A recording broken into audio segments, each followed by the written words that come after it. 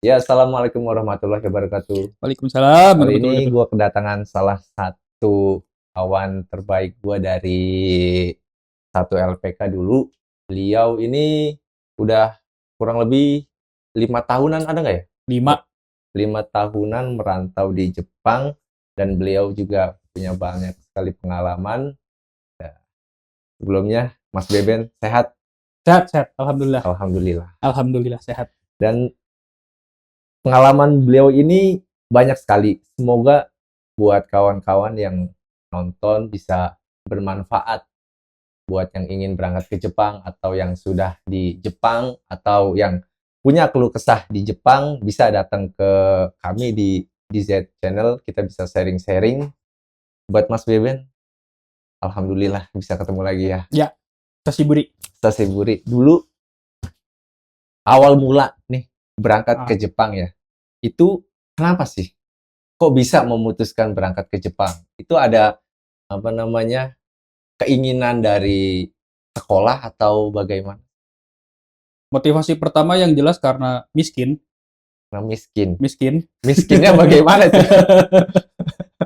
Kan kita terlahir Miskin. kaya nih. Kaya hati, Ya, ya kan? Itu kenapa itu? tapi tidak punya uang. Ya, alasan pertama karena udah jelas gue butuh apa namanya? Duit ya. Alasan pertama ya udah jelas karena masalah duit.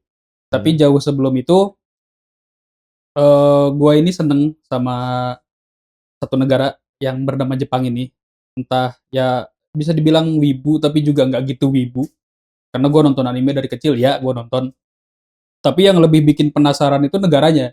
Yang sering gue lihat kayak di zaman-zaman kita ke warnet dulu kayak di Google Image kayak gitu. Mm-mm. Gue bisa lihat Gunung Fuji, gue bisa lihat Genbaku Dome, terus juga bisa lihat Tokyo, Kyoto dan sebagainya. Kayak wah anjir Jepang keren ya gitu. Pengen nih bisa ke sono gitu gue bilang.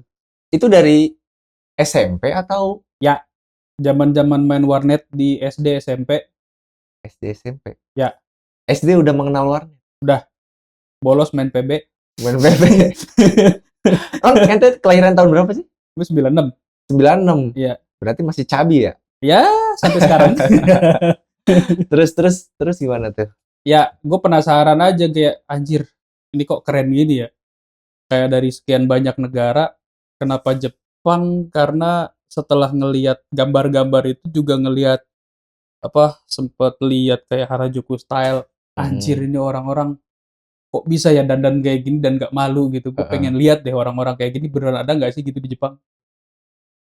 Terus juga ngelihat tempat-tempatnya kayak estetik kan gue sering lihat. Apalagi trigger paling mantepnya itu, trigger paling gedenya itu pas gue zaman SD atau SMP gue lihat film ini Fast and Furious Tokyo Drift.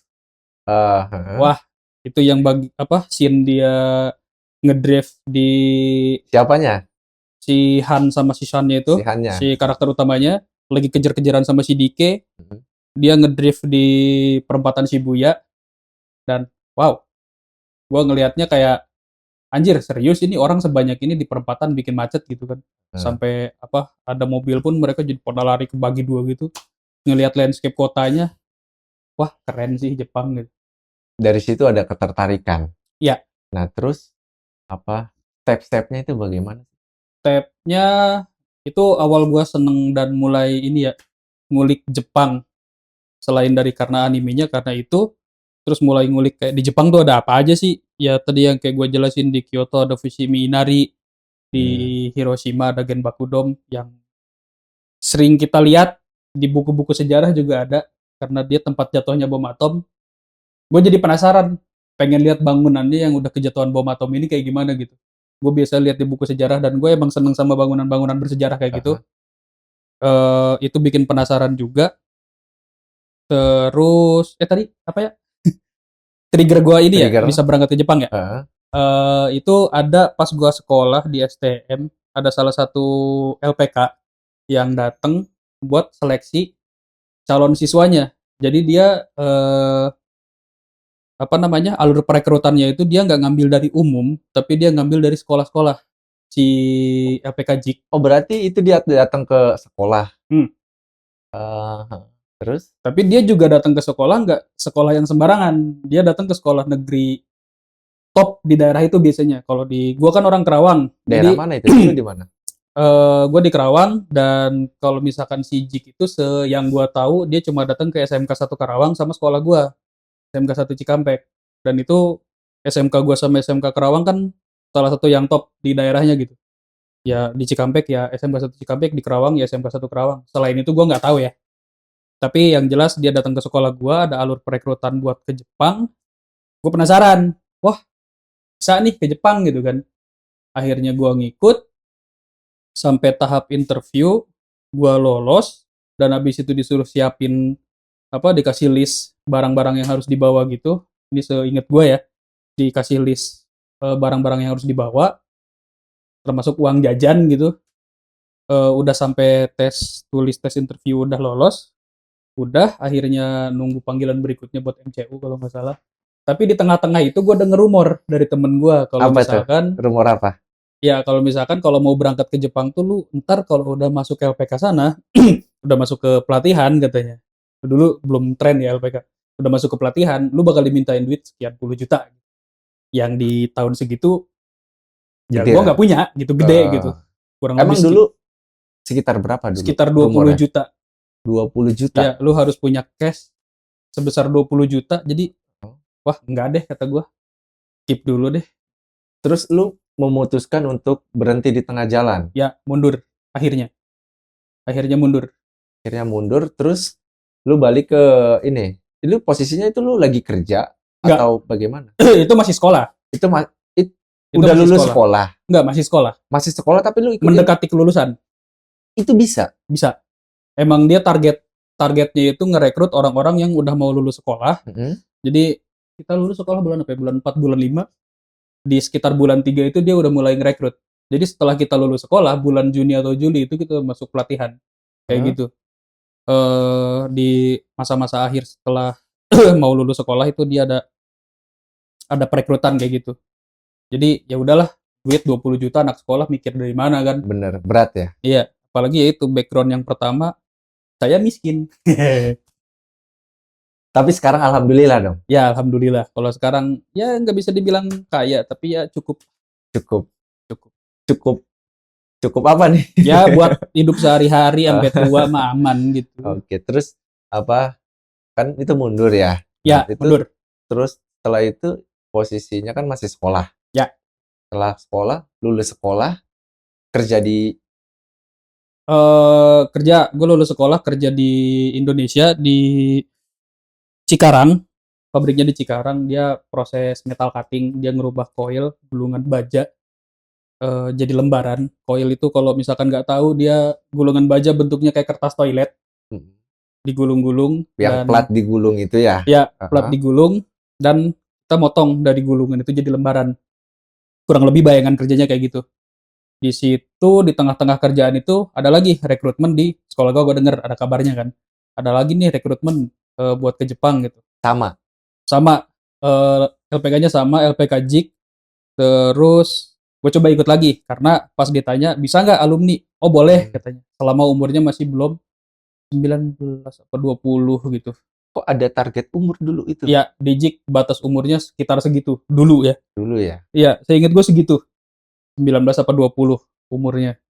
Dan waktu gue kerja masih 18-an umurnya. Masih 18 karena masih baru lulus sekolah kan. Ada lagi, jadi ikut lagi. Tapi ternyata tesnya sampai malam. Sedangkan di waktu itu posisi gue lagi shift 2. Shift 2 itu harus berangkat sore. Dan udah nggak memungkinkan buat lanjut gitu. Jadi ya udah di tengah tes, habis tes tulis, keluar lagi, cabut lagi. Jadi buat ke Jepang di skip lagi dari situ. Ya udah habis dari situ lanjut kerja sampai setahun gue keluar karena satu dan lain hal, nggak minta diperpanjang kontrak karena safety-nya kurang. Terus juga emang ada beberapa orang yang bikin nggak nyaman. Akhirnya pindah kerja di gudang. Di gudang itu juga ketemu orang temen yang sampai sekarang masih temenan sama gue. Dia ngasih tahu kalau misalkan mau ke Jepang, dapat info dari dia kayak gitu gitu. Selang setahun juga akhirnya gue habis kontrak di situ, nggak diperpanjang karena gue udah dapat jabatan leader tapi mengundurkan diri. Kenapa kok malah mengundurkan diri? Itu kan jabatannya udah apa orang yang inginkan gitu. Ya, ya itu juga yang bikin gue nyesel sih kayaknya sampai sekarang. Udah dapat jabatan leader tapi gue malah mundur. Karena waktu itu umur gue masih 19. Heeh. Masih 19. Terus gue harus ngebawahin orang-orang yang umurnya udah 32 tahun. Yang anjir ini mah om gue. Berarti Masa merasa nggak disuruh-suruh? mampu atau bagaimana? Ya di samping ngerasa nggak mampu, pengalaman masih kurang, ya itu karena masa sih ngebawahin orang umur-umur segini gitu, yang umurnya udah 30 gitu. Kayak nggak enak aja gitu. Kayak nggak enak aja. Jadi ngajuin ke manajer, gue bilang, Pak saya nggak sanggup. Kenapa gitu kan? Banyak hal tapi nggak gue jelasin secara detail, tapi yang jelas ya ngerasanya nggak sanggup aja gitu. Ya, akhirnya gara-gara mundur keluar. Mundur keluar. Ya, habis Itu setelah itu nganggur. ya atau bagaimana? habis itu malah keluar dari situ susah tuh dapat kerja di Indonesia. Susah dapat kerja di Indonesia, nganggur gue sekitar 1,5 tahun, keluar 2017 awal atau pertengahan ya lupa gitu. Ya sekitar segitu sampai akhirnya tahun 2018 itu dapat panggilan. Maksudnya kayak selama nganggur itu kan ngelamar kerja di sekitaran Karawang Cikarang. Enggak. Tapi nggak tembus-tembus, selalu mental di interview. Tes tulis oke, selalu aman, tapi di interviewnya nggak tahu kenapa selalu gagal. Terus kepikiran, wah ya ding, gue dulu punya cita-cita pengen ke Jepang lagi gitu. Cobain kali ya gitu kan. Cobain kali ya nyari-nyari channel buat berangkat ke Jepang. Semula di SMK 1 Karawang. Namanya LPK. Ya. LPK. Tes di situ, lolos. Berangkat ke LPK-nya di Purbalingga. Purbalingga. Iya. Di Purbalingga. Selama di Purbalingga itu sekitar sebulan. Ya setelah gue tahu ternyata setelah gue tahu sekarang ternyata LPK itu bukan LPKS. Oh, di zaman itu ya kayaknya dia belum SO dan dia masih LPK penyangga buat IM Japan. Jadi dia cuma ngelatih orang buat siap tes terus dialihkan ke IM Japan. Ya, buat siap tes, ikut tes fisiknya IM Japan. Jadi selama sebulan itu ya belajarnya kebanyakan lebih ke olahraga. Kayak lari, push up, sit up itu kan tes tes fisiknya IM Japan ya. Karena setahu gue tesnya IM Japan tuh cuma itu sama matematika nih kalau nggak salah.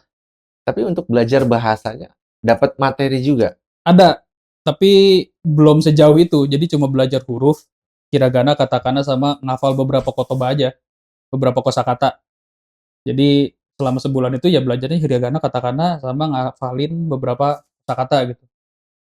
Terus pas selama di LPK itu buat push up sama sit up sih oke ya, gua oke. Saya kan push up 35 minimal, sit up-nya minimal 25. Itu oke, aman. Itu aman. Dulu posisinya masih kurus atau bagaimana? Ya, masih kurus. Masih kurus. Ya, nggak sekurus itu juga sih. Nggak sekurus itu juga. Ya, masih sekitar 73 lah. Ya, tapi masih oke lah segitu. Tapi maksudnya push up, sit up masih oke. Masih oke. Tapi buat larinya ini, di EM Japan kan tesnya dia lari 3 kilo itu harus dapat maksimal 15 menit. 3 kilo itu? 3 kilo maksimal 15 menit. Dan gue masih dapat di angka cuma 18 menit. Jadi masih kalah 3 menit. Berarti emang fisiknya itu benar-benar dinilai nomor 1 lah di situ ya? Fisik.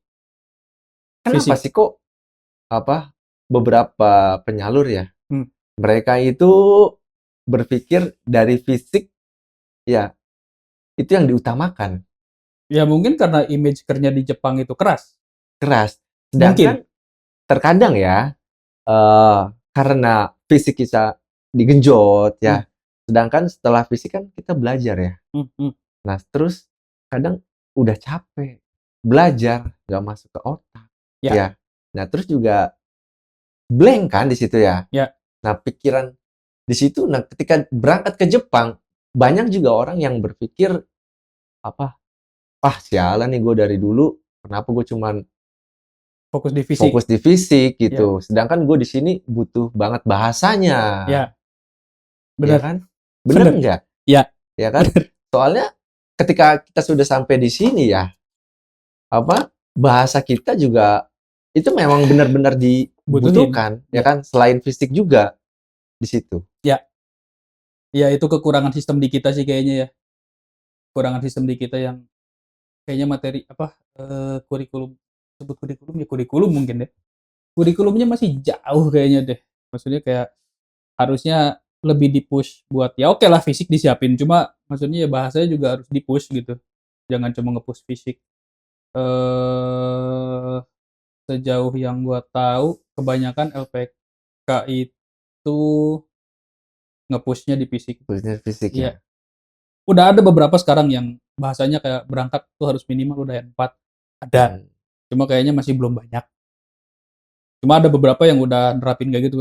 Dia lebih fokus di bahasa. Cuma kelemahannya jadinya terlalu fokus di bahasa, fisiknya juga jadi kurang. Masih kurang, serba salah ya. Ya, di masa sekarang ini kan kebanyakan, ya kita tahu lah, nggak nyalahin generasi apa, tapi buat anak-anak yang sekarang, kebanyakan yang khususnya ya yang masuk setelah corona ini, masuk setelah corona ke Jepang, ya fisiknya lembek. Banyak kan kerja dikit ngeluh. Ya.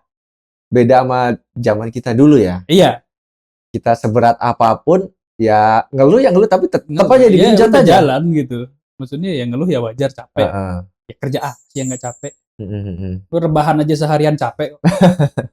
Ini lagi kerja. Benar-benar. Tapi kan kalau kerja dapat duit.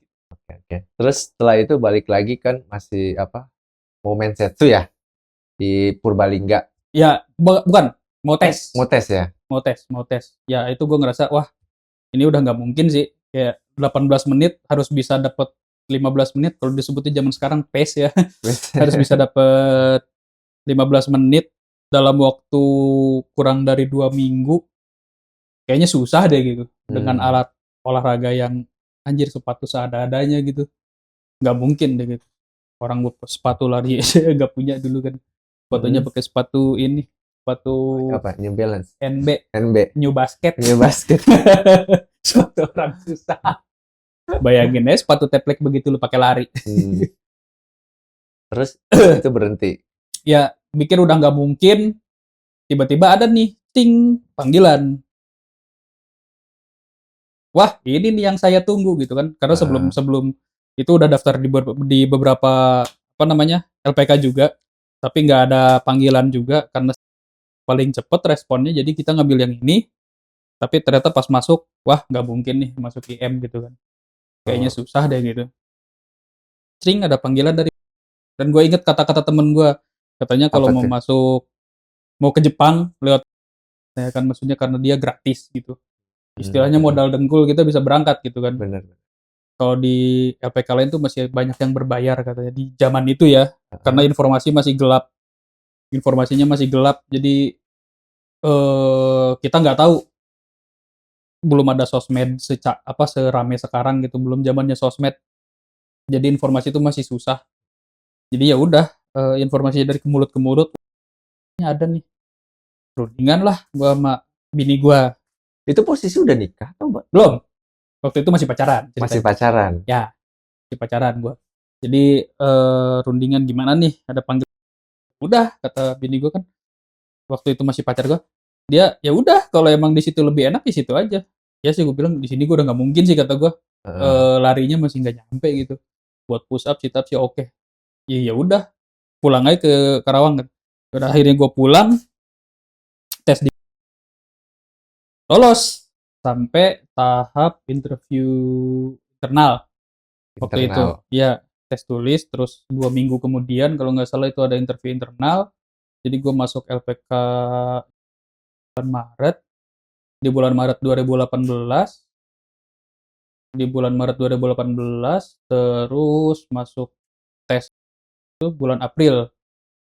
Tes di April. 2 minggu kemudian interview internal. Udah oke, lulus. Tinggal nunggu interview user waktu itu. Nah, selama jeda nunggu dari interview internal ke interview user itu lumayan jauh tuh jaraknya tuh. Ada kali 3 minggu sampai sebulan, nggak ada kabar juga kan? Nggak ada kabar. Mana nih gitu kan? Ini di cancel apa gimana gitu kan? Itu berarti ada kegelisahan. Iya, banget. banget karena udah lama banget kan nganggur, udah dari setahun yang lalu gitu. Heeh. Kayak wah anjir ini gimana ya? Ya udahlah, gue putusin kayak gue kesono besok gitu. Tanyain langsung ke kantor dan itu berlangsung sebulan sampai bulan Mei gitu kalau nggak salah. Hampir tiap minggu tuh gue datengin sekali 2 kali gitu nanyain ini interview mana gitu. Itu jaraknya jauh apa deket ke rumah? Lumayan sejam lah dari rumah 1 jam. ya, naik motor sejam dari rumah. Gue tanyain hampir seminggu sekali 2 kali ada lah ke kantornya Minori, ke resepsionisnya, mana nih interview ada nggak, interview ada nggak, belum ada gitu. Sampai akhirnya dia mungkin kesel ya.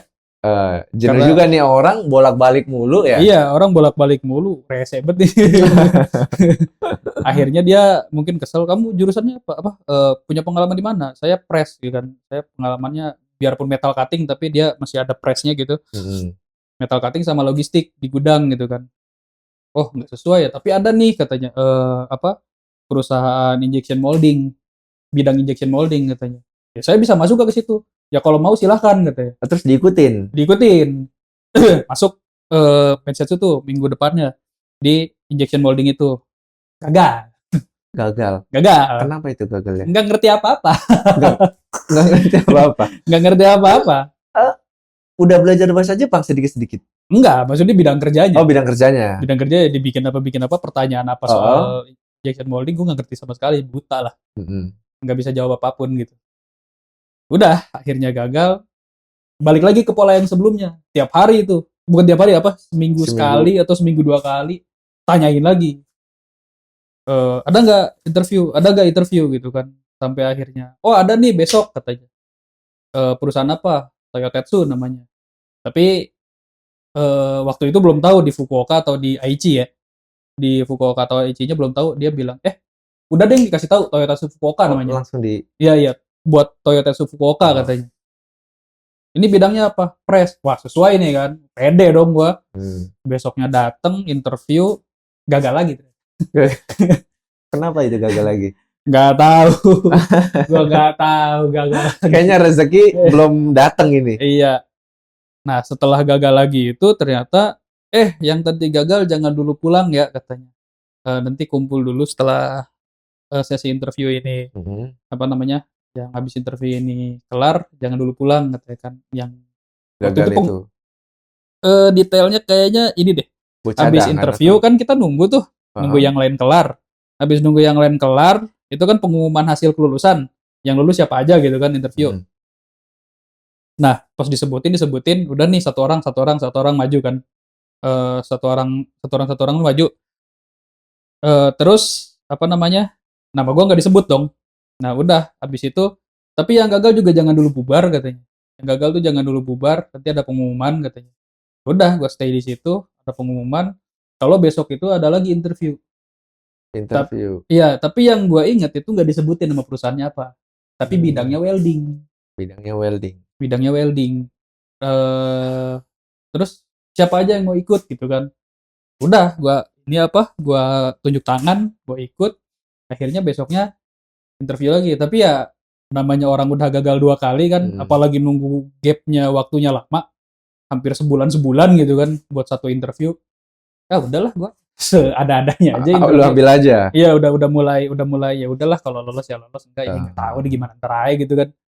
Ya udah, gue sambil jalan tuh mikirin, udahlah, gagal lagi juga belum rezekinya kali. Mungkin gue nggak bisa kali berangkat ke Jepang gitu kan. Udah, akhirnya gue interview di yang ketiga itu, padahal gue yang interview pertama sama kedua tuh jawabannya benar-benar sangat teknis sekali kan. Kenapa pengen ke Jepang gitu kan. Saya ingin belajar tentang teknologi di Jepang, ingin belajar etos kerja orang Jepang, ingin belajar budaya Jepang. Gagal. Pertanyaan yang interview ketiga apa? Kenapa kamu pengen ke Jepang? Gue bilang, bosen gue di Indonesia. Kenapa kamu pengen ke Jepang? Saya bosen di Indonesia. Loh, kenapa bosen? Udah nggak ada tantangan. Padahal dalam hati gue nganggur lama kali.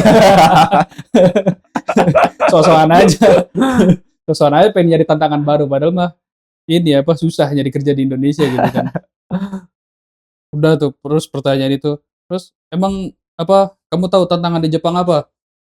Ya sejauh yang saya tahu, di Jepang itu ada 4 musim, terus budaya kerjanya keras gitu. Maksudnya orang-orangnya rajin, etos kerjanya tinggi. Jadi ya mungkin saya bisa coba memperbaiki diri gitu kan di situ, belajar sedikit-sedikit gitu kan. Heeh. Terus ya ngehadapin 4 musim tuh kayak gimana gitu kan. Terus pertanyaan next selanjutnya itu, apa yang udah kamu siapin gitu kan ke Jepang? Saya udah bisa nulis hiragana, katakana, dan udah tahu beberapa kosakata bahasa Jepang gitu. Terus Heeh. saya push up setiap hari, sit up juga setiap hari minimal 30 kali. Terus saya jogging hampir tiap hari juga sejauh 2 kilometer. Padahal itu Oh, pengalaman gue di LPK sebelumnya. Tapi emang bener di LPK minum dulu, sebelumnya. Ben. Minum dulu, Ben. Oh Santai. iya.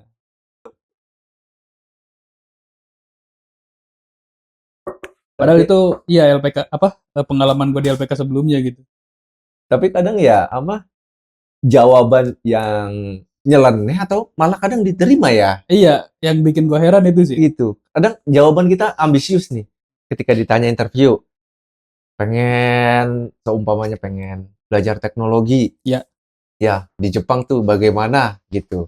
Terus ada juga, Ben, dulu ada yang bilang, saya pengen bikin ternak empang lele. ya. Malah keterima, Ben. Iya makanya. Padahal pabriknya otomotif. Iya. Keterima. Kenapa jadi ke situ gitu ya? Gue sempet anjir lah gitu. Bingung gue gitu.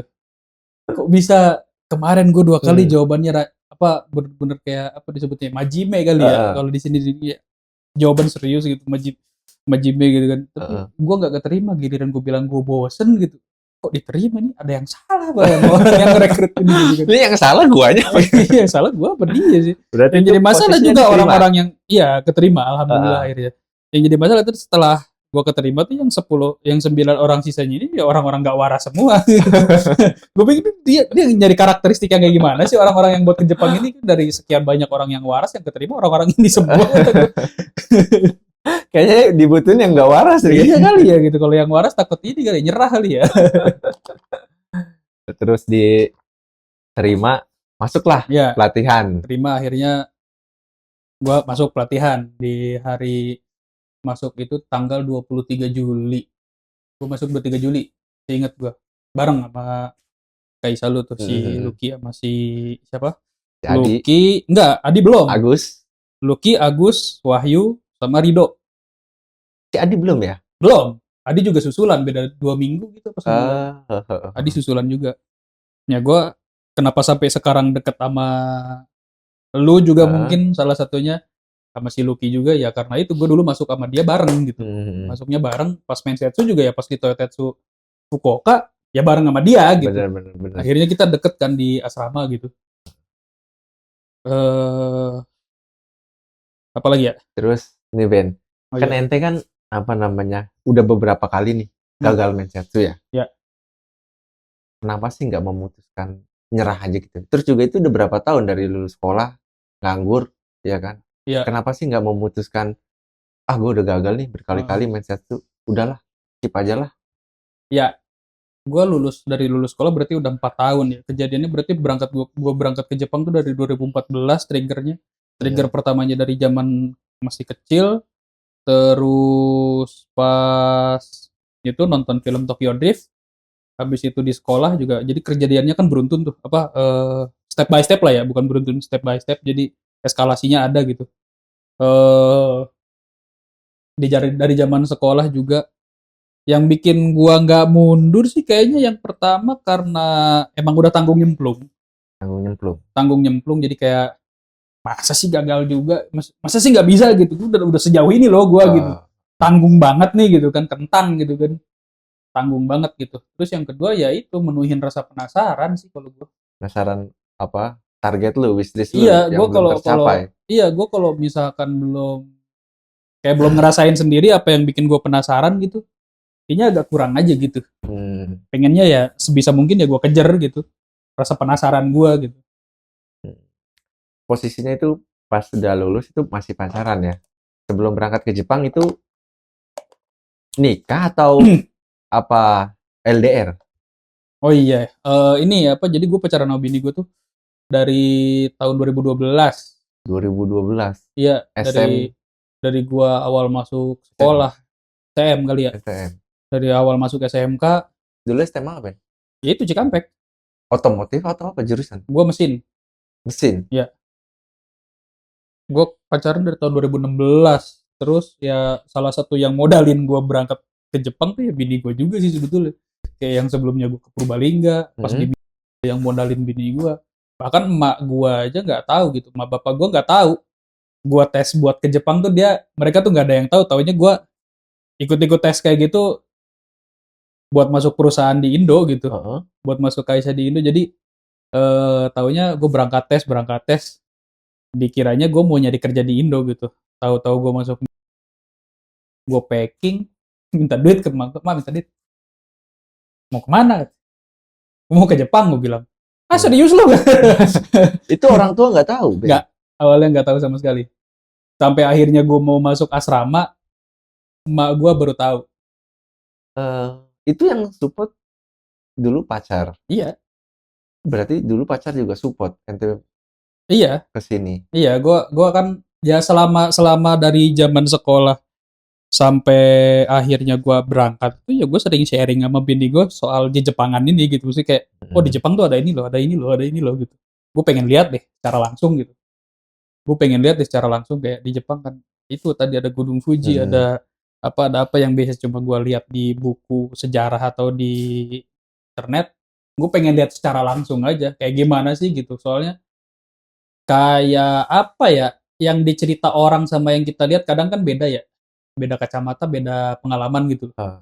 Yang pengen gue lihat sendiri ya, biarpun akhirnya mungkin nggak seru, tapi ya seenggaknya gue udah tahu gitu. Ya yang support dari dulu ya bini gue sih, sampai gue masuk LPK di Purbalingga, dan pun ya bini gue salah satunya yang modalin gue gitu. Nah kebetulan dia anak orang kaya. Rezeki nomplok. Yoi. Berarti katanya si miskin dan si kaya atau gimana? Ya ceritanya kalau menurut anggapan gue sih gitu. Tadi kan bilang begitu, ya kan? Mau berangkat ke Jepang gitu. karena kita nggak punya uang ya? Ya. Berarti karena gue miskin. Dan salah satu yang, oh ya mungkin trigger tambahannya itu mungkin ya. Kayak gue tahu bini gue mantan anak pelaut gitu. mantan anak pelaut? Bukan. Ya, anak mantan pelaut. Anak mantan pelaut, bapaknya dulu pelaut. Bapaknya pelaut di Jepang lagi. Jadi ya lumayan lah sejahtera gitu keluarganya. Ya, alhamdulillah ya. Iya. Jadi selama gue itu masuk LPK, dia yang support gitu. Itu kayak biaya jajan gue dia yang nanggung, dia yang jajanin gue gitu. Itu masya Allah banget, Ben. Iya. Makanya the best pokoknya bini gue. Berarti harus lu jaga banget itu. Parah. Terus mau berangkat itu ya nikah dulu apa? Jadi pas mau berangkat itu gue diterima. Gue bilang kan ke bini gue, gue keterima loh. Gue keterima loh gitu loh buat ke Jepang bidang pengelasan gitu kan. Serius, alhamdulillah gitu kan, dia bilang alhamdulillah gitu kan. Udah, nggak tahu kenapa tuh bini gue kesambet gitu. Sambet apa nggak tahu. Kenapa tuh? Tiba-tiba nanti sebelum berangkat kita tunangan ya. Kata gue duit aja kagak punya, lu minta tunangan gitu. Ya udahlah, ayolah gitu kata gue, biarpun gue gak punya duit, ya ayoin aja, iyain aja gitu, biar dia seneng gitu kan. Ya bener ya katanya, ya gue iyain aja, padahal gue kan tahu sendiri gue duitnya kagak punya lah. Dia kagak sadar kalau gue aja masuk LPK gara-gara dia gitu yang modalin. Ini lagi pengen tunangan kata gue. Terus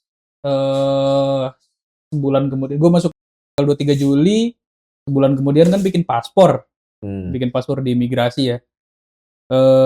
Pas lagi bikin paspor ya, biasa lah ya anak muda foto kaki gitu kan lagi di imigrasi, gua tag lokasinya imigrasi gitu.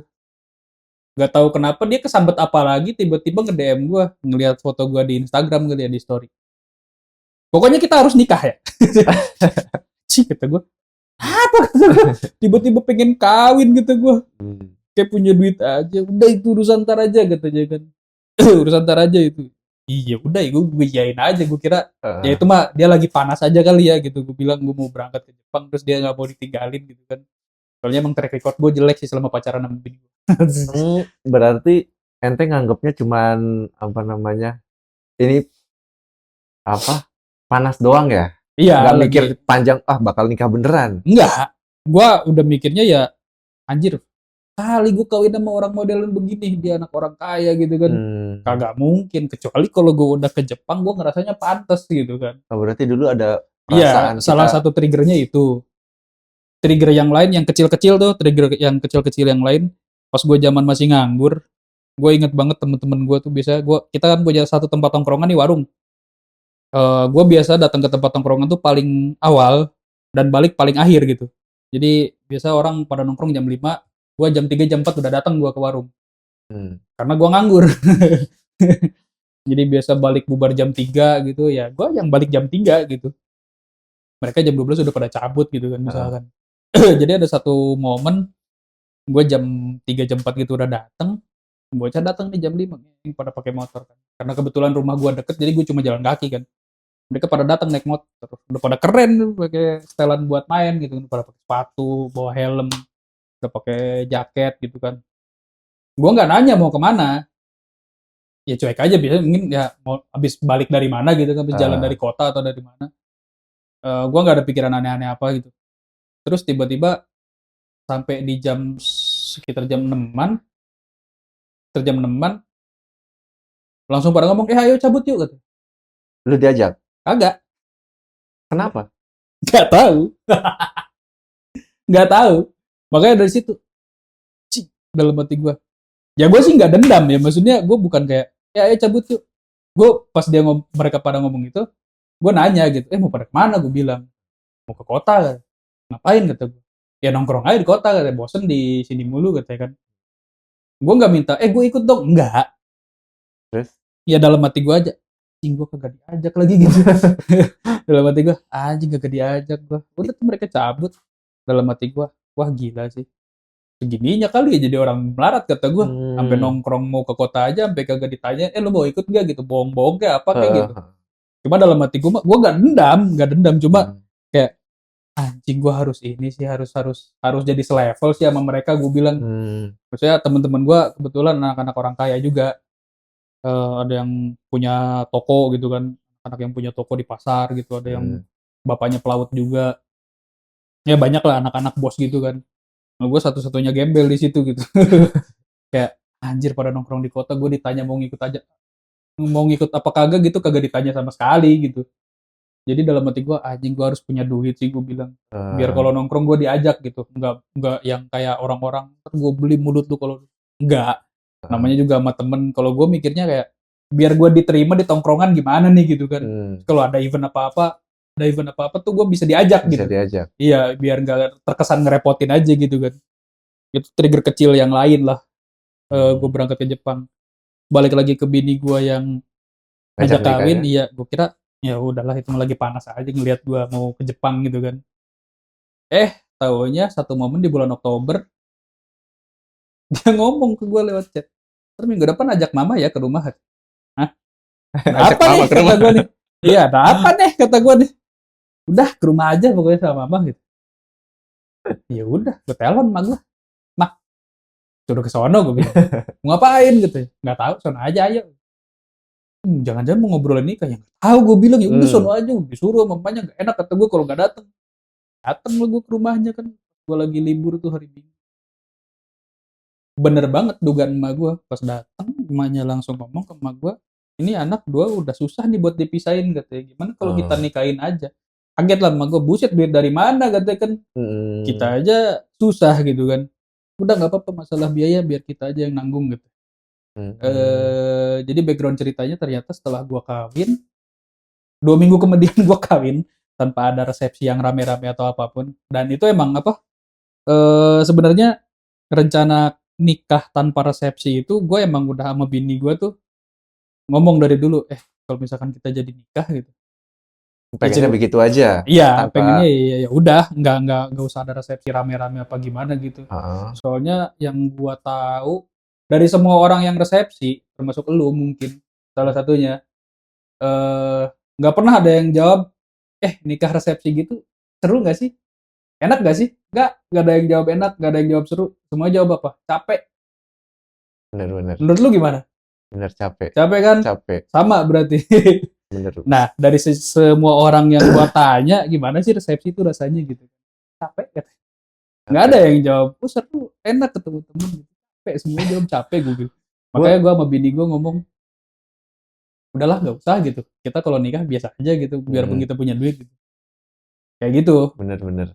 Iya, terwujud sih akhirnya gue nikah, bener-bener cuma modal berapa ya tahun segitu, 10 juta gitu. 10 juta doang, men. Cuma buat acara gue nikah sama bini gue, terus ya bikin pesta makan aja. Ngundang tetangga sama temen-temen deket gue. Berarti emang ente sama bini udah diskusi ya? Ya sebetulnya Nikah ada seperti itu. proyeksi ke situ sih, bang. Udah mau nikah, cuma gue masih mikir kayak mungkin gak sih gue kawin sama dia? Gitu. Dia udah sempat ngomongin itu, cuma gue kayak masih ya udah gue mah ngikutin obrolan aja gitu ceritanya. Ngikutin obrolan aja. Tiba-tiba gue disuruh kawin, duit dari mana gitu kan, orang gue aja masih susah. Terus setelah nikah, gak lama ente berangkat ke Jepang. Ya Oktober nikah, gue Januari terbang ke Jepang. Ke Jepang 3 tahun ya? 3 tahun 8 bulan. Itu di bidang Yosetsu. Iya, pengelasan. Kan ente pengalaman di press. Ya. Ya. Ini gak sih? Gue megang Yosetsu nih, pengelasan kok. Ada yang aneh gak sih? Ya aneh. Sebetulnya gue juga setelah gue di Jepang, gue akhirnya tahu. Bukan di Jepang, selama di LPK, selama di pelatihan ya. Selama di LPK di pelatihan itu gue baru tahu ternyata teman-teman gue yang di bidang pengelasan, nggak tahu lu di Pengelasan. Lu ada tes nggak sih yang itu? Ada. Yang ngetes besi siku gitu? Iya. Ada kan? Ada. Gue nggak dites. Gue cuma ditanya pas habis gagal di Toyotsu Fukuoka, gue ditanya besok mau nggak mensetsu di bidang Yosetsu katanya di pengelasan. Gue ikut, tapi gue nggak dites apa-apa, cuma mensetsu doang udah. Mensetsu doang. Iya, setelah gue masuk LPK, udah masuk pelatihan, gue baru tahu ternyata ada tes ngelas dulu. Ada tes ngelas dulu, dan gue nggak ikutan yang itu. Gue tahu teman-teman gue pada ikutan gitu, mungkin termasuk lu. Tapi kalau lu gak, gue tanya sih ada yang seangkatan sama gue gitu kan dulu, yang pada di pengelasan. Kok lu pada dites kata gue? Gue enggak loh, gue bilang gitu. Gue juga gak punya pengalaman gue di ini ngelas.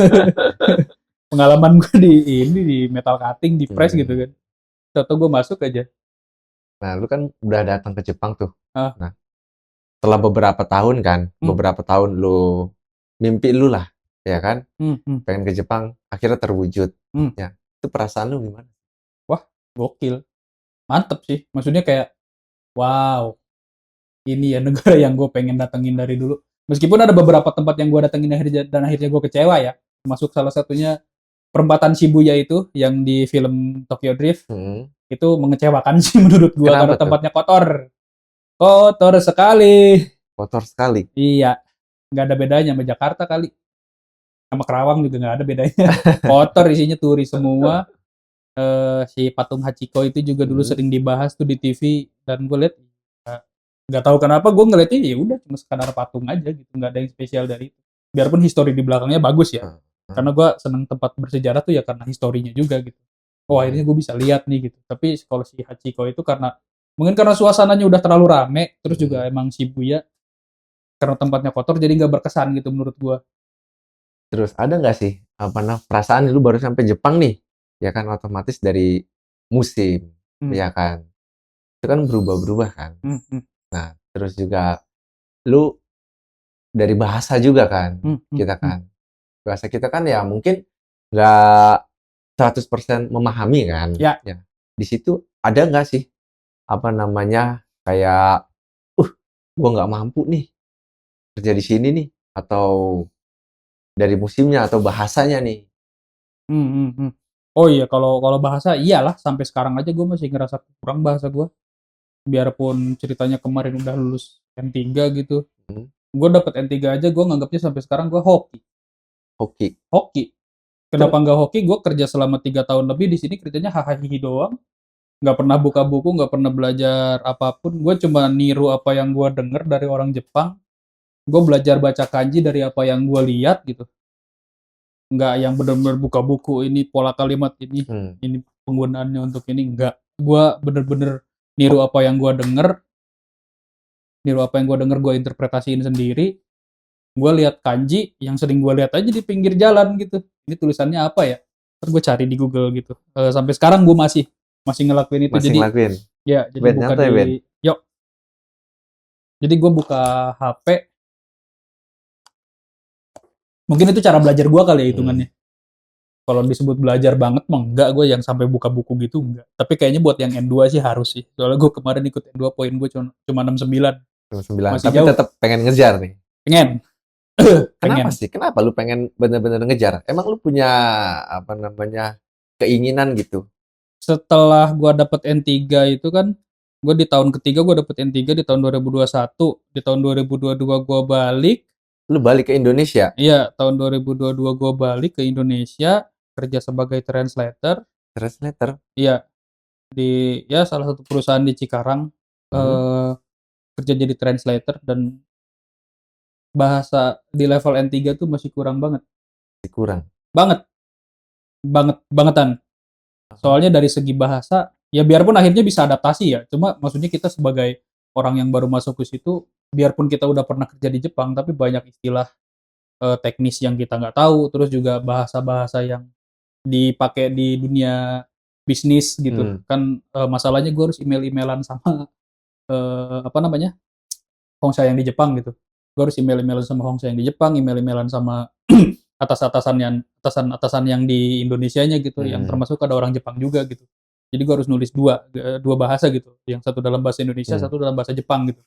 Dan itu kan masalahnya levelnya itu udah manajer, saco gitu, direktur.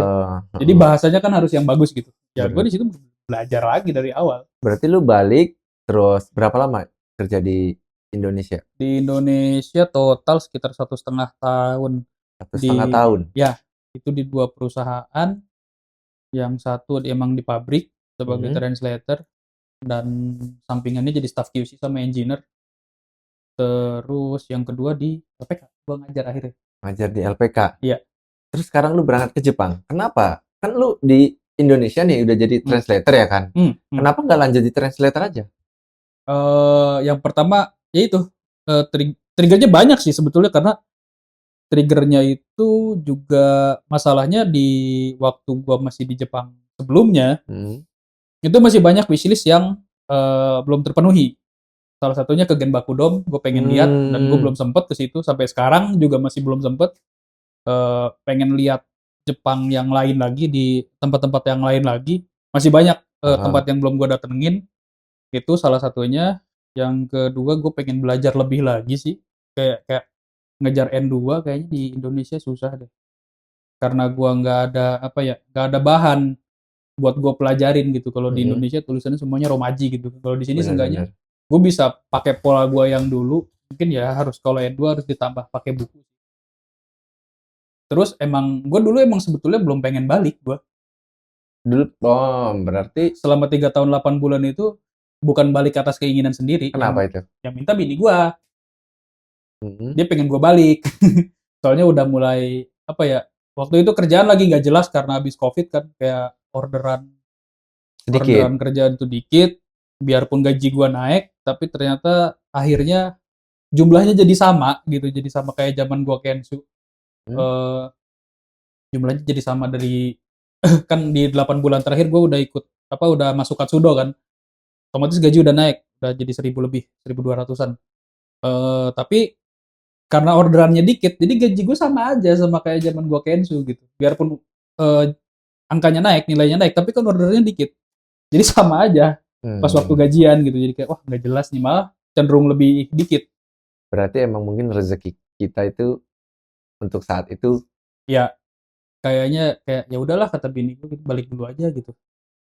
Tapi aslinya gue belum pengen balik gitu, tapi kata bini gue ya udahlah balik dulu gitu kan. Ya ngapain, kayak bikin anak dulu gitu. Tengokin dulu nih orang tua gitu kan. Benar. 3 tahun gak ketemu gitu.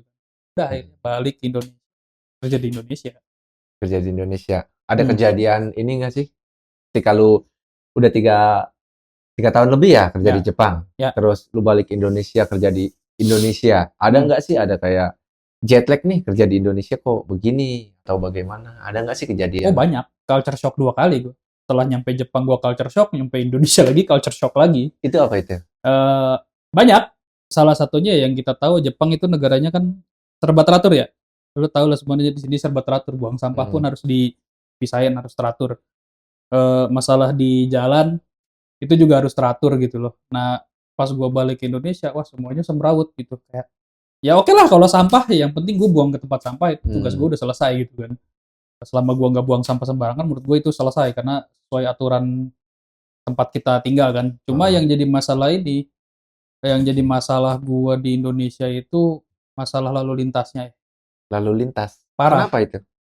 Jadi selama gua kerja di Cikarang itu jadi translator, gua hampir tiap minggu kali ngajak orang berantem di pinggir jalan. Ngajak orang berantem? Iya, Ada karena kejadian apa itu? karena ya pada nggak bener bawa kendaraannya gitu, entah mobil entah motor gitu.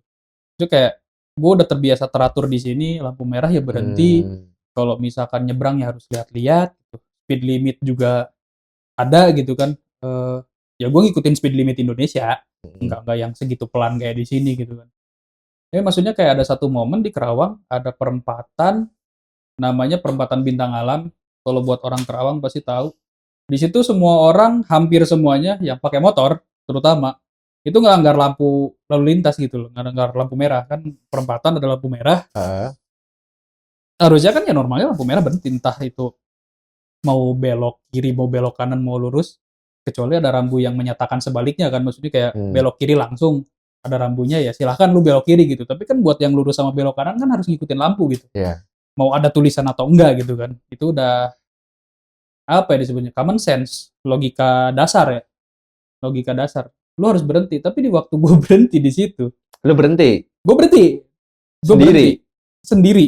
Yang lain pada jalan. Ternyata yang lain pada jalan. Itu posisi lampu Lampu merah, merah. lampu merah. Gue berhenti mau belok kanan. Mau belok kanan nih dari perempatan, gue mau belok kanan, gue berhenti. Yang lain pada lewat, ada yang lurus, ada yang belok kanan, ada yang belok kiri. Ada beberapa, bukan satu. Gue pas lagi berhenti, diem gitu kan, nunggu lampu merah. Dia lewat sambil belok kanan, sambil liatin gue gini. Eh, Tapi lampunya merah gitu. Kata gue, lampunya merah. Kok dia ngeliatin gue kayak seakan gue salah gitu kan. Dia ngeliatin gue seakan gue salah. Ini yang salah siapa yang apa kata gue. Kok jadi seakan-akan gue yang gitu. Kok gitu sih kata gue gitu kan. Kok nggak sesuai gitu kan. Maksudnya kan semua orang harusnya tahu dong gitu kan. Iya. Aturannya kayak gitu. Ya itu gue culture shocknya itu. Terus apa pas waktu ceritanya gue habis balik gawe hari Senin. Masih hari Senin loh. Ya kerjaan lagi kusut juga lah, lagi ada masalah di customer gitu kan. Kalau misalkan ada komplainan gitu kan, engineering sama QC kan pasti yang kena gitu. Habis kusut kerjaan balik, habis hujan ceritanya, hujannya udah reda, cuma kan jalan masih basah nih, masih banyak becekan gitu. Ada satu jalan yang emang disebut banjir ya enggak, Lobang tapi gitu, jeglokan. bukan lobang. Jadi emang disebut banjir sih enggak, tapi airnya udah genang banyak banget gitu. Ya segini lah, sekitar satu buku jari gitu kan airnya. Logikanya kalau orang masih pikirannya sehat ya, lo harus pelan gitu di situ. Benar. Kayaknya ada undang-undangnya, gue tahu, setahu gue ada gitu. Lo kalau ada becekan atau jalan genangan itu lo harus pelan gitu, nggak boleh ngebut. Yang lain pun yang apa, depan gue ada yang pelan, belakang gue pelan gitu. Itu jalan pelan nih semuanya gitu. Tiba-tiba ada satu anomali lewat, zat gitu kan. Jiprat, Pakai jeder. pakai motor PCX mungkin enak kali ya ngebut pakai speedboat. Sat, nyepratin celana gua gitu kan. Masih hari Senin nih masalahnya nih gitu kan. Masih jauh nih hari Jumat nih gitu kan. Lah gua kejar udah. Ternyata bapak-bapak umur sekitar 45 gitu lah. Udah mulai agak tua gitu. Gua kejar. Minggir lu, gua bilang. Ada apa katanya? Nih lu lihat kata gua celana gua. Lu lihat gak? Basah kan? Oh iya, maaf, maaf kata gua. Lu minta maaf nih celana gua kering gak kata gua. Mik bilang jalan becek main terabas-terabas aja. Ya kayak gitulah kurang lebih. Itu karena lagi pusing di kerjaan jadi terbawa apa gimana? Ya salah satunya itu juga mungkin, tapi ya yang jelas gue gedek aja sama orang-orang yang kayak gitu. Nggak mikir, egois banget gitu loh. Yang lain pada pelan loh masalahnya gitu. Yang lain pada pelan, ya yang lain itu sebenarnya pada kecipratan gitu. Cuma yang nggak berani ngejar gue doang kayaknya. Gue nggak peduli kalau mau tua, mau muda. Kalau misalkan lu salah aja udah. Umur cuma masalah angka, gue bilang. Mm-mm. Masalah dewasa nggak ada yang tahu, gue bilang. Cuma ya emang waktu itu gue emosi aja, dan gue hampir sepanjang tahun selama gue kerja di situ ada aja kejadiannya. Entah gue lagi apa namanya, lagi jalan santai di pinggir gitu kan, di kiri jalan lagi santai, tiba-tiba ditabrak dari belakang. Pernah. Kan nggak tahu gue kasusnya ngapain. Mungkin Oh, gue lagi berarti santai, bener-bener di pinggir banget, jalan mm-mm. masih lega di kanan gitu. Lagi jalan santai kecepatan 40, tiba-tiba di belakang dar gitu. Mm. Sampai spakbor gua masuk ke dalam gitu.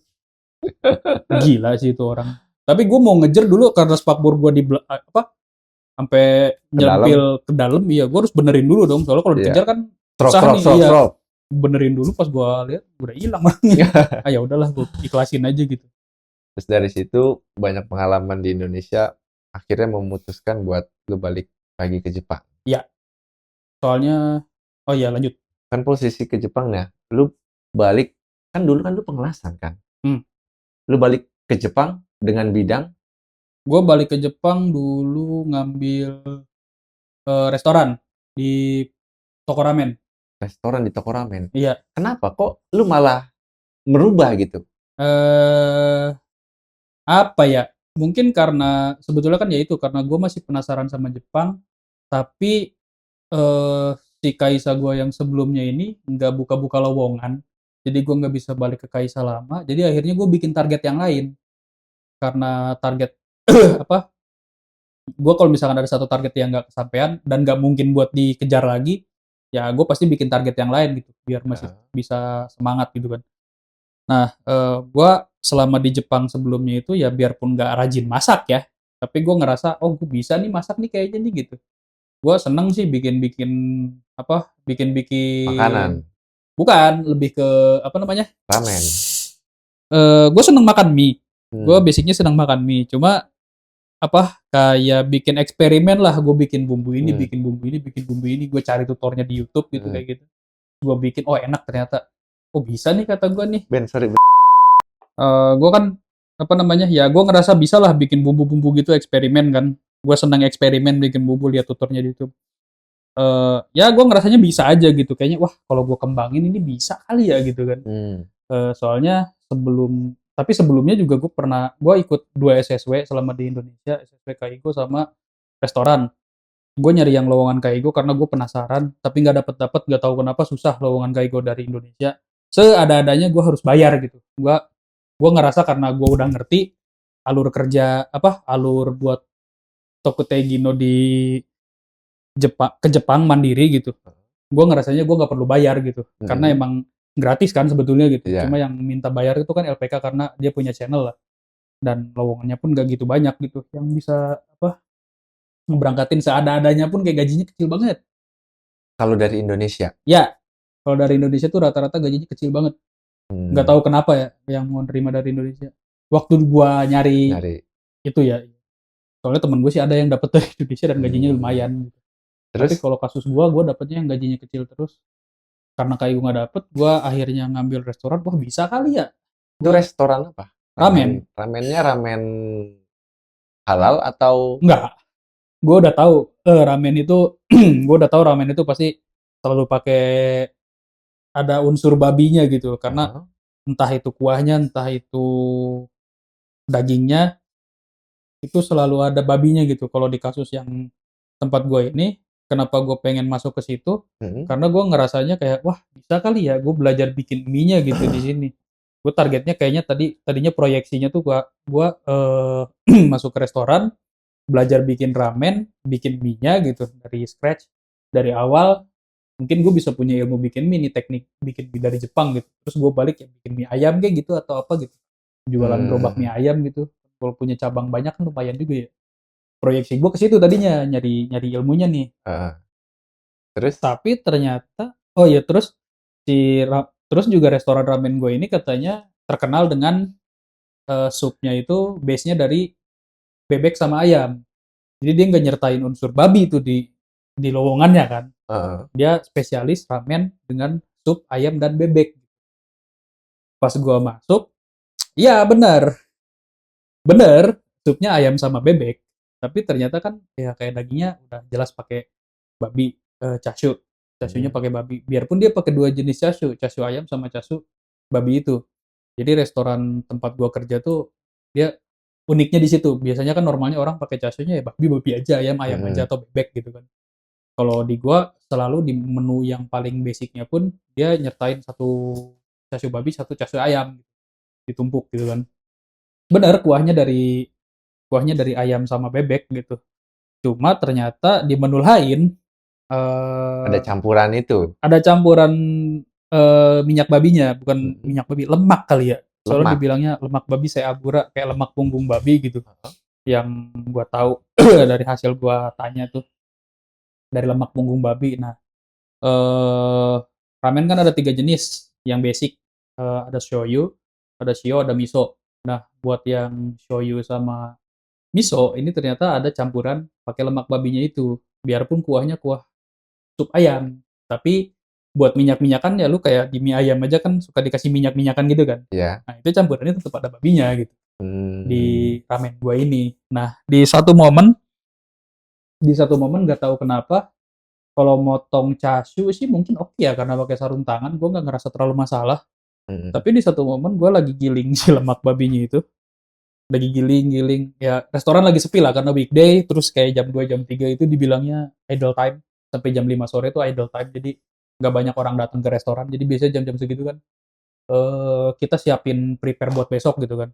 Kita prepare buat besok, ya itu di momen-momen itu gue lagi kayak ngegiling lemak babi gitu kan. Gue kan balik ke Jepang posisi udah punya anak, mmm. gue lagi giling-giling si lemak babi itu, nggak tahu kenapa di pikiran gue, gue ngegiling babi kayak gini. Gue masa sih gue ngasih ngasih anak bini gue apa namanya eh, duit dari hasil gue ngegiling babi ya bukan masalah apa apa, gue muslim gitu Mhm, kan. mhm, Biarpun mhm, gue bukan muslim taat, kalau misalkan pun gue ternyata makan babi di Jepang ya ya udahlah itu dosanya buat gue sendiri gitu kan. mmm, Lah ini bedanya kan kasusnya kan lain lagi nih kalau misalkan gue kerjanya ngolah babi tapi gue kasih duitnya ke anak bini gue gitu. Kasih anak bini gue mesti gue kasih kayak gini gitu kan. mhm, Masalahnya kan ini haram gitu. Gue mikir lagi, kalau mau haram sekalian seenggaknya gue kaya gitu. Biarpun haram gitu. sekalian nyemplung. Iya sekalian tanggung gitu kalau masuk neraka neraka jahanam sekalian gitu gue bilang. Ya daripada lu apa kerja haram gitu kan hasilnya kan gitu gue Heeh, bilang. Daripada kerja haram ini nggak seberapa gitu. Kalau mau haram ya udah seenggaknya mmm. gue kaya gitu. Pablo Escobar kaya kok. Terus dari situ ada pikiran ke situ, akhirnya lu memutuskan, Ya triggernya dari situ gue bilang ke bini gue bisa deh kayaknya lanjut di sini. Kenapa gue bilang? Kenapa katanya kan? mmm, Ya, ini gue masa gue ngasih lu makan kayak duit hasil hasil gue begini. iya ngolah babi gue bilang gue boleh pindah gak? Kata bini gue selalu ada apa-apa kalau ada apa-apa tuh selalu gue sodang sama bini gue. Bener. Jadi tempat gue sodang itu bini gue lah paling paling enak. Ya dia bisa dengerin gue lah gitu. Kalau yang lain kan kadang ya biarpun ngasih solusi juga tapi gak tahu kenapa gue kalau belum sodang sama bini gue agak kurang aja rasanya gitu. Tapi bini gue ya udah pindah aja. Lu kan kemarin pengen ke Kaigo kan? Iya sih gue bilang. Ya udah, gue akhirnya nyari lowongan di Kaigo. Gue masuk bulan Juli awal di Ramen. Bulan Agustus gue udah nyari lowongan lagi di Ke Kaigo. Kaigo, berarti Iya, tuh langsung pindah Kaigo? enggak. Karena di aturan Kaisa gue yang di Ramen itu, apa namanya? Dia harus 2 bulan sebelumnya harus udah ngabarin kalau emang lu mau keluar gitu. Mmm, Karena pas gue mensetsu di bulan Agustus itu proyeksinya gue masuk bulan Desember, jadi gue ngobrol lah sama HR gue, kebetulan HR-nya juga orang Indo, gue ngobrol gue mau resign, kan di sini aturannya harus 2 bulan sebelum, mhm. seminimal minimalnya kan dibilang, tapi gue pengen keluar di bulan November boleh nggak gitu, tapi gue udah nggak kuat sumpah di sini gitu. Terus juga ada trigger lain selain karena babi itu, ada Apa tuh? satu trigger yang bikin gue keluar juga, yang akhirnya bener-bener gue akhirnya tadinya kan gue nggak mau ngomong sama bini gue gitu, ya Mhm, gue tahan aja dulu kali setengah tahun gitu, seenggaknya sampai dapat bonus. Tapi ada satu trigger tambahan di pertengahan Agustus itu pas gue lagi masa-masa sebelum mensetsu banget, itu gue pernah ini kena yakedo, kena luka apa kena bakar. kebakar ya. Jadi pas gue lagi rebus telur buat bikin telur ajitama, gue masukin telurnya air mendidih nih, air mendidih kan ini kan apa nggak Menguap. diem gitu, Mhm. nggak diem kan dia akhirnya Mhm. kayak jadi ada ombak gitu kan. Masukin telur nggak tahu kenapa, pas gua masukin telur gini tangan gua posisinya gini, jarak sekitar segini air muncrat panas, gitu. Ya lu bayangin aja air mendidih 100 derajat kan kalau nggak Mhm. salah, kena tangan lu di posisi kurang dari sejengkal gitu, bener-bener langsung kena tangan gitu. Gua laporan lah ke tenco gua gitu, "Eh, gua kena yakedo nih," gua bilang, Mmm. "ada obat nggak?" gitu. Iya. "Ada Terus? obat nggak? Salep kek atau apa gitu buat ngilangin sakit atau biar tangan gua nggak luka," gitu kan. "Oh, yakedo." Udah habis itu diem. Dia nggak ada pembahasan lanjut gitu? Nggak ada respon apa-apa. Dalam hati gua, "Anjing, ini nggak beres nih," kata gua. Mmm. Sekelas tenco, gua laporan ada kecelakaan, dia cuek, kata gua. Ini Berat udah gede loh masalahnya gitu loh, udah kebakar nih tangan gua nih. itu merah banget atau bagaimana? Iya, segini nih, sebatas jam ini bulet di Heeh. sini. Ya akhirnya ya melepuh Mmm. karena nggak ditanganin apa-apa kan. Jadi ya seharian itu dia setelah gua laporan tangan gua kena air mendidih, dia nggak ada respon apa-apa, ya udah gua kerja kayak biasa sambil nahan sakit. Nah itu Mmm. gokil sih. Seharian lu bayangin 8 jam lu nahan Bener bener. tangan lu kebakar nggak bisa ngapa-ngapain. Maksudnya sepengalaman gua kerja di pabrik, orang kena gores aja lu harus diobatin gitu. Bener. Ini udah jelas-jelas tangan lu kena air mendidih kok dicuekin gitu, gue bilang, Mmm. "Jelek banget sih ini," kata gue nih. Kayak gitu. Maksudnya gue bukan ngejelekin Kaisanya, Tenconya nih, Mhm. si Tenconya ini, kepala tokonya ini kok gua ngasih gua udah paling bener kan ngomong ke dia gitu kan, misalnya kalau Iya. ada apa-apa, tapi kok dia nggak ada respon gitu. Kok nggak ada respon, jadinya ya gue kecewa juga dari situ, ya udah gue langsung Pindah ke mutusin Kaigo. pindah, udah dari situ trigger paling parahnya sih di situ. Kan pindah Kaigo nih. Hmm, Ketika lu pindah itu, lu nanganin perempuan, cowok itu sama? Atau sama bagaimana? sama, Berarti lu, apa namanya, di situ ada jatah buat mandiin perempuan juga, iya gitu? iya, ya basically di Kaigo ya, apa ya, Kaigo itu bukan kerjaan perawat ya, kan dibilangnya kadang ada yang bilang Kaigo itu perawat, bukan Mhm. perawat lansia tapi caregiver. Ya perawat dalam artian merawat, mensupport ini kan, basic kerjaan Kaigo tuh kan ini, lu nge-support kehidupan sehari-harinya si lansia-lansia ini. Jadi kayak Kayak pengasuh atau bagaimana? iya, kayak ngasuh orok aja gitu maksudnya. Ngasuh Mhm. orok dalam bentuk gede dan keriput. Enak nggak sih di Kaigo? Disebut enak sih enak. Maksudnya lu kerja bener-bener kayak kalau kayak gue ya, Mhm. flow kerja gue biasanya paling sering dikasih shiftnya, "Hai abang," gue datang jam 7 pagi, kasih makan mereka sarapan, yang bisa makan sendiri ya dibiarin makan sendiri, yang nggak bisa makan sendiri ya kita suapin. Habis itu gue biasanya mandiin sampai siang, sampai jam 12, mandiin mandiin sampai siang itu kayak misalkan mandi tiga, yang bantuin 3 orang ya kita mandiin 15 orang tuh per setengah jam kan, sampailah ke jam 12. Mandiin ya juga gitu, apa namanya, kalau emang kita lagi manggil 3 orang cewek semua, ya udah kita mandiin cewek. Kalau mandiin yang Mhm. laki ya laki. Cuma ada beberapa kerjaan, porsi kerjanya sama, maksudnya staff yang laki sama yang cewek sama, cuma porsi kerja khususnya juga ada, kayak kalau misalkan ada pasien yang seriosa yang badannya gede-gede, itu pasti laki gitu. Apalagi ada yang seriosa yang suka yang kayak Maksudnya gitu-gitu, bagaimana? ya cewek. Heeh. Namanya juga orang udah ini kan, orang udah tua, Mhm. terus ya demensia kan, udah pikun. Tapi ada juga yang pikunnya, ada beberapa yang pikunnya emang jadi galak gitu. Yang suka Mhm. mukul ya ada, yang cerewet ya ada. Ada juga yang nah kalau yang udah kayak gitu ya biasanya diserahinnya ke kita, ke yang laki gitu. Oh, Yang oh. cewek udah, minta tolong ya yang ini dia suka megang-megang gitu. Oh ya Mhm. udah ya kita. Kalau sama laki kan dia juga segan gitu kan. Iya benar. Itu ke Kaigo penasaran doang atau bagaimana? Ya, gue penasaran. Kalau ke Kaigo sebetulnya nggak ada passion apa-apa, cuma eh apa namanya? Gue penasaran aja kayak kayak kata temen gue, enak nih kerja Kaigo gitu kan. Dan Mmm. pas gue ngerasain sendiri, iya bener enak, enak, enak banget buat lo yang pengen kerja dapat gaji lumayan tanpa harus kerja keras, Kaigo. Kenapa itu? Buat Gen Z cocok lah. Ya gitu, gua sepengalaman gua ya, kalau misalkan gua lagi nggak dapet jatah mandiin, gue pagi-pagi dateng jam 7 ngasih makan. Habis ngasih makan kan nggak ada kegiatan tuh. Sampai jam 12 siang lagi makan siang gitu kan. Ya udah, lu habis ngasih makan, beresin bekas makanannya mereka, kasih minum. Kalau ada obat ya kasih obat gitu kan. Habis itu diem. Diem. Habis itu diem. Lu Itu ngeliatin orang-orang tua itu ngantuk gitu. Jadi berarti cuma kerjaannya duduk mantau. aja. Iya. Kalau gue sih berdiri ya, biar nggak ngantuk. Heeh. Ya kalau mau duduk ya duduk boleh sebetulnya. Tapi Hmm. jangan yang duduk kayak gini, gue sekarang silang kaki kayak gini, jangan. Ya duduknya ya dalam posisi siap gitu. Maksudnya kalau ada apa-apa, lu bisa langsung ngasih respon gitu kan. Yang bahaya dari kerjaan Hmm. Kaigo kan cuma masalah mereka jatuh doang kan. Namanya orang udah tua, udah ringkih kan. Tapi ya disebut enak-enak. Enaknya kayak gitu, lu kerja kalau misalkan lagi gak dapat bagian mandiin, datang ke sana numpang ngantuk doang. Ya gue ke sana kalau misalkan udah ngasih makan, bikin kopi. Heeh. Sambil ngeliatin mereka ya sambil ngopi aja gitu.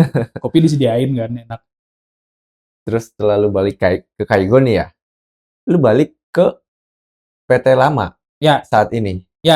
gue baru balik lagi ke Kaisa lama gue karena ceritanya tadinya emang gue sebetulnya mau lanjut di Kaigo, mau ngejar Fukushiki. Cuma Kenapa selama itu? gue nunggu visa itu kan tadi gue bilang proyeksinya kan masuk di bulan Desember. Tapi ternyata agak mundur. Harusnya gue masuk di pertengahan Desember, tapi mundur ke awal Januari. Karena visanya belum turun. Harusnya Hmm. tanggal 15 Desember tuh gue udah mulai kerja, tapi tanggal 15 tuh belum turun di tanggal 20.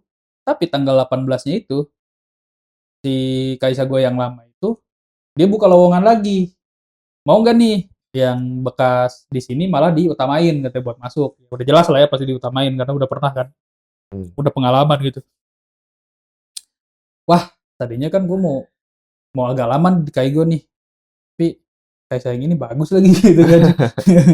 Jadi ya udahlah, gue kerja aja gitu kan, nggak Hmm. berharap, jadinya nggak berharap bakal lama di Kaigo karena gue udah Berarti enak di target sini. lu apa namanya? Ngambil Kaigo Fukushiki, Hmm. bisa tinggal lama di sini.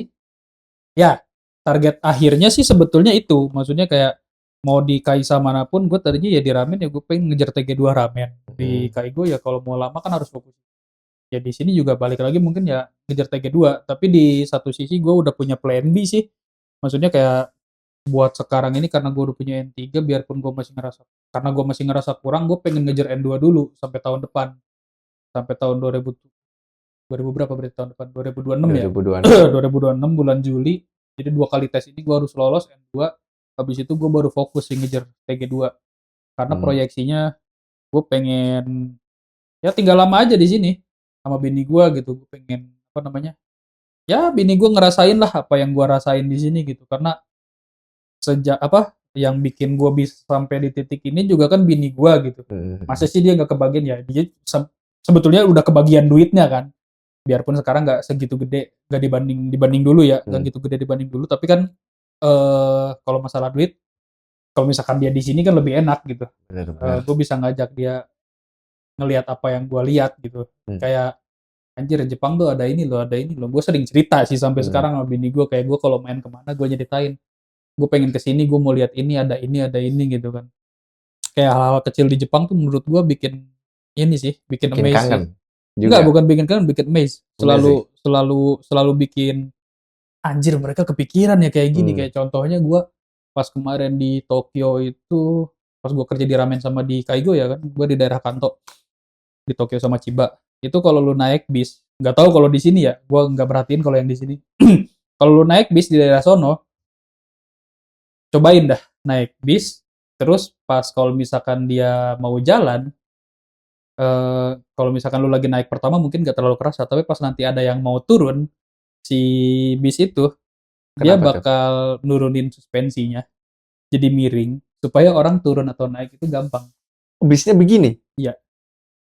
Jadi dia kayak pakai air suspension gitu, Suspension ya. suspensi ini kan Hidrolik udara gitu. kan, ya hidrolik, miring dia mobilnya.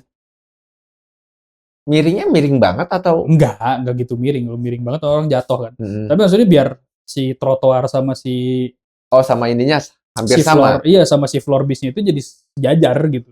Kayak mereka mikirin anjir sampai trotoar sama ini biar sejajar gimana gitu kan. Dimiringin bisnya.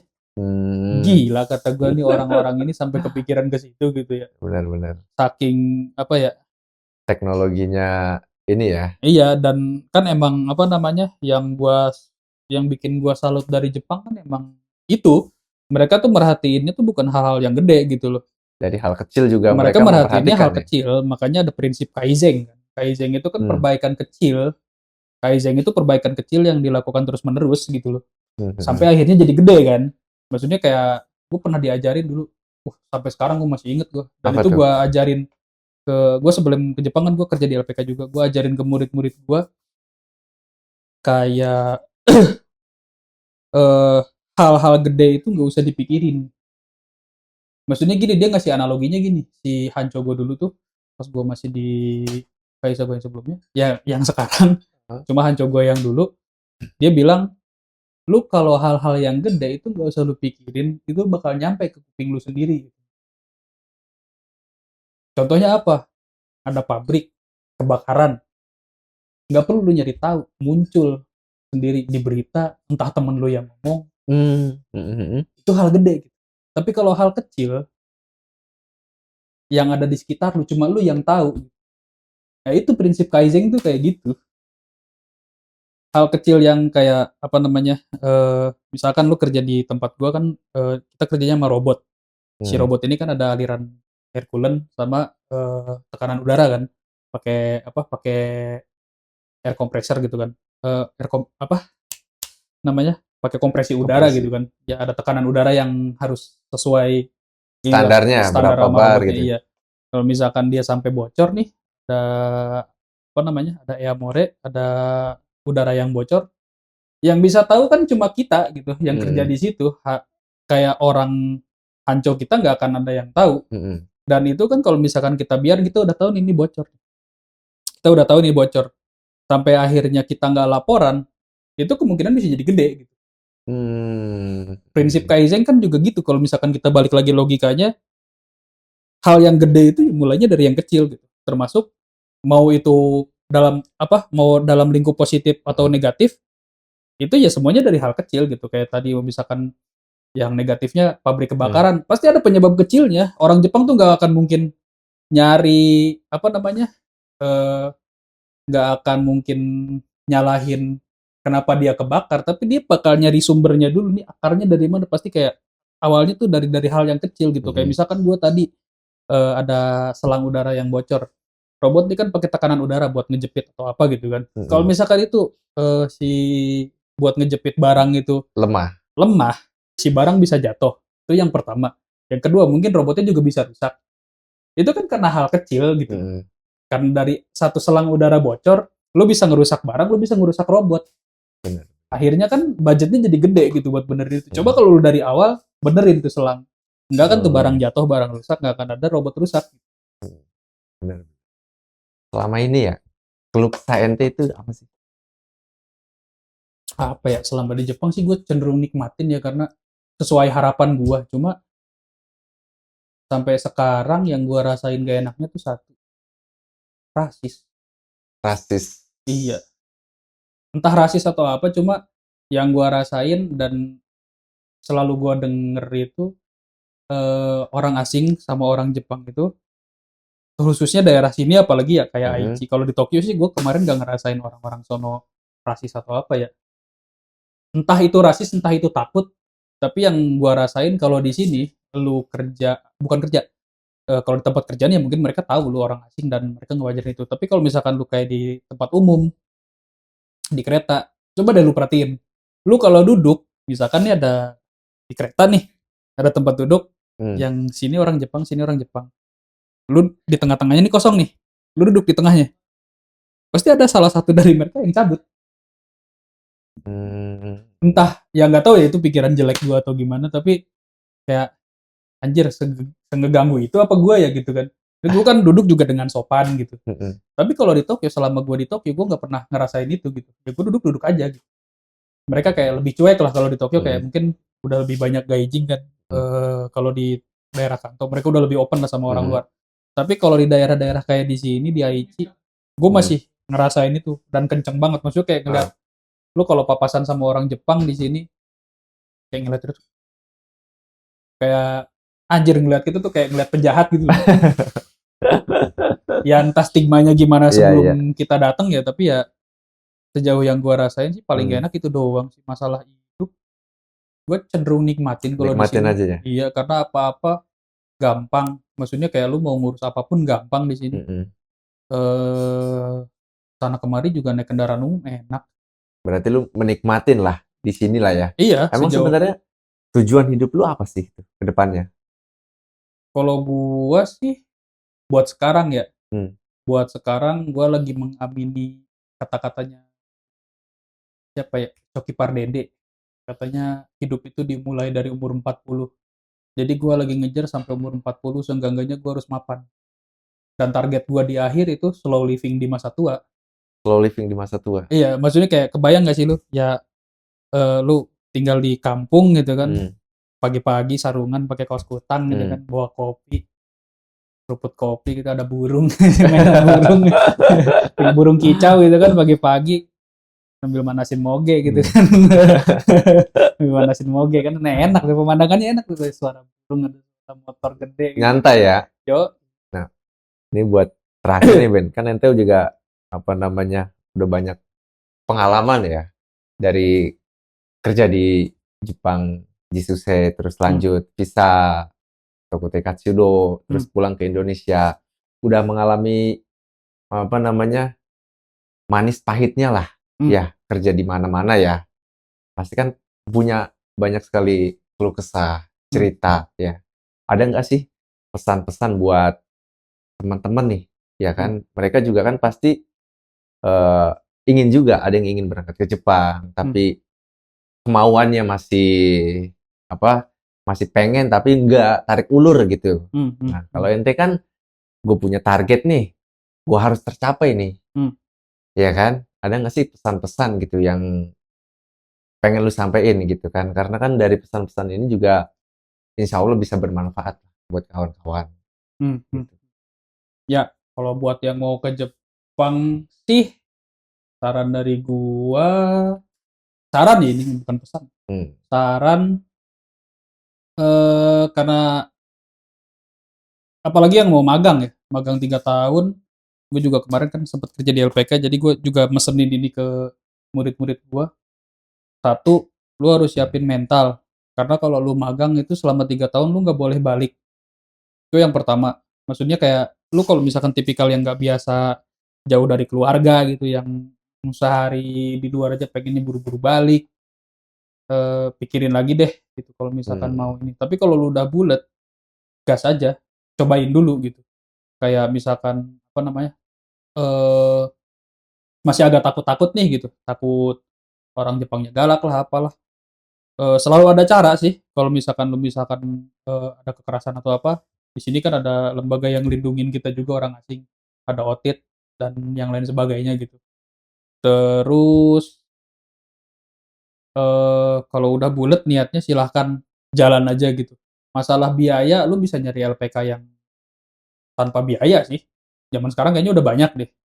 Salah satunya itu, cuma ya kalau lu, apa ya namanya, ada harga yang harus dibayar buat sesuatu yang lu mau gitu loh. Semua sesuatu yang lu mau tuh harus ada pengorbanannya. Maksudnya apa, lu pengen, apa, pengen minum bukan pengen minum, pengen makan pizza ya lu harus ngeluarin uang lebih gitu kan. Contohnya kayak gitu, itu kan pengorbanan lu tuh duit lu gitu. Nah kalau misalnya kayak di LPK-LPK yang gratis khususnya, kalau lu mau berangkat ke Jepang secara gratis biarpun ujung-ujungnya bayar, maksudnya kayak ada dana talang, ya lu harus lebih pinter gitu loh dibanding yang lain, lu harus punya value gitu. Ada pengorbanan lain, lu harus belajar lebih, lu harus fisik lebih kuat gitu kan. Selalu ada harga gitu loh yang harus dibayar kalau misalkan lu pengen dapat sesuatu. Terus yang terakhir, jangan jadi jamet kalau udah sampai Jepang. Please. Jangan jadi jamet. Ya. Kenapa itu? Jamet yang bagaimana? Hah? Ya itu yang kemarin rame-rame itu. Oh. Ya. Yang kemarin rame-rame itu, ya tolonglah. Ya gue juga sama orang kampung gitu loh. Maksudnya kalau mau norak, jangan divideoin. Gue juga sama dulu nyampe Jepang norak gitu. Sama norak kayak ngelihat ngelihat apa, keren gitu kan. Kayak apa, eh ya banyak lah hal-hal norak Banyak yang ya. pasti kita lakuin Oke. gitu. Tapi kalau mau norak ya nggak usah di videoin dan diupload ke sosmed lah Oke, gitu. oke, oke, oke. Ini Itu bakal jadi sentimen negatif dan kita sekarang kan lagi sentimennya lagi jelek banget ya. mm, PMI ini gitu. Ya mm. tolonglah jangan bikin makin jelek gitu Jaga baik, sentimennya. jaga nama baik lah Iya, ya. ya yang kata-kata dari LPK lu bilang apa? Ya kita pernah denger lah ya Mm, dari mm, LPK pasti ngomong kalian tuh berangkat ke Jepang tuh nggak cuma bawa nama pribadi gitu loh, tapi lu bawa mm, nama negara. Itu nggak bohong gitu loh. Maksudnya kata mm, gua enggak dari secara statement resmi dari pemerintah Jepang nggak nolak kita sebagai orang Indonesia gitu. Nggak nolak kita sebagai orang Indonesia, tapi kan kalau ada kaisa yang orang Indonesianya bermasalah, dia ada kemungkinan nggak ngambil orang Indonesia lagi gitu. bisa jadi. Dan udah banyak kasusnya gitu. Mm, Yang sekarang di tempat gua itu orang Vietnam udah dihabis-habisin eh, karena kebetulan orang Indonesianya kepake. Jadi mm, yang dihabis-habisin orang Vietnamnya. Nah itu kan bentuk lainnya kan gitu. mm, Maksudnya kan karena orang sini, orang Vietnamnya di tempat gua nggak kepake, mm, jadi dia nggak mau ngambil lagi gitu loh. Statement resmi dari pemerintah sih nggak ada nolak, tapi mm, kan Kaisa ini nolak gitu loh. mm. Itu kalau misalkan satu Kaisa, kalau ada berapa banyak orang yang bermasalah, makin banyak yang nggak mau terima orang kita kan gitu loh. Ada lagi? Udah itu aja. Hmm, apalagi banyak di situ yang pengen gue Banyak ya. omongin. Iya, Mungkin nantilah kita sharing-sharing lagi ya. iya, Makasih banyak nih buat oke. Beben dan buat kawan-kawan yang sedang nonton ya atau yang ingin berangkat ke Jepang. Semoga dari video ini bisa bermanfaat ya. Karena juga untuk ke Jepang itu sebenarnya jalurnya nggak gampang Hmm. ya. Banyak cara dan cara untuk berangkat ke Jepang, tapi juga kita harus tahu informasi, Ben. Jangan Yes. sampai kita pengen berangkat ke Jepang, kita datang nih ke satu lembaga Hmm. yang salah ya. Makanya sebelum berangkat ke Jepang itu lebih baik kita cari tahu dulu. Oh iya, Ya. dicek dulu background dari lembaga yang lu mau masukin. Dicek dulu dari backgroundnya. Nah dari situ kan kita bisa menilai lembaga ini baik atau tidak. Hmm. Jangan sampai kita udah nyemplung, yang kasihan ya diri kita juga Hmm. keluar biaya banyak, habiskan waktu juga, ya kan di situ. Dan semoga setelah banyak yang menonton video ini bisa bermanfaat gitu buat kawan-kawan yang nonton dan kita doakan juga semoga sehat selalu buat Ya. kawan-kawan. Buat Beben juga makasih banyak buat ceritanya, sharing-sharingnya. Karena ini juga sangat bermanfaat, Ben. Insya Allah. Dari sharing-sharing kita ini bisa bermanfaat buat kawan-kawan dan bisa juga jadi motivasi Hmm. Hmm. gitu. Karena motivasi ya bisa datang dari mana aja. Ya. Dari hal-hal kecil atau dari cerita orang lain. Nah, dari motivasi tersebut bisa membuat kita bangkit. Ya, kita bangkit ingin apa? Punya target lah yang dicapai. Ya, semoga dari video ini bisa bermanfaat juga buat kawan-kawan. Terima kasih. Oh iya, Yang tapi sebelum itu gua ada satu lagi. apa tuh? Kalau misalkan mau ke Jepang dan lu masih ngambil visa magang, kalau emang apa namanya? Lu tertarik sama satu bidang, kejar aja bidang yang itu. Jangan sampai nanti banyak kasus sampai sekarang itu orang-orang yang berangkat ke Jepang udah nyampe sini ngeluh kerjanya capek. Bukan masalah capek apa namanya? Bukan masalah apa-apa. Kayak misalkan lu ditawarin buat masuk konstruksi. Gue nggak bilang konstruksi jelek ya, tapi Hmm, masalahnya sejauh yang gue tahu teman-teman gue yang kerja di konstruksi semuanya bilang kerja di konstruksi itu berat. Maksudnya kalau misalkan lu hmm, sampai ditawarin sama LPK hmm, mau nggak konstruksi, jangan iya aja hmm, gitu. Kalau hmm, emang lu punya minat di bidang lain, kejar dulu yang itu gitu loh. hmm. Jangan jangan sampai udah nyampe sini nyesel gitu. Benar-benar. Gitu sih. Terima kasih buat Beben. Ya, kita akhiri video ini buat teman-teman juga yang pengen sharing-sharing, pengen punya banyak sekali masukan, keluh kesah. Kan pasti banyak ya, punya keluh kesah di Jepang. Ya bisa datang ke sini, kita sharing-sharing. Semoga dari sharing kita ini bisa bermanfaat buat kawan-kawan yang lain. Gitu. Kita akhiri video ini. Wassalamualaikum warahmatullahi wabarakatuh. Thank you, Ben. Sehat-sehat ya. Amin. Oh iya,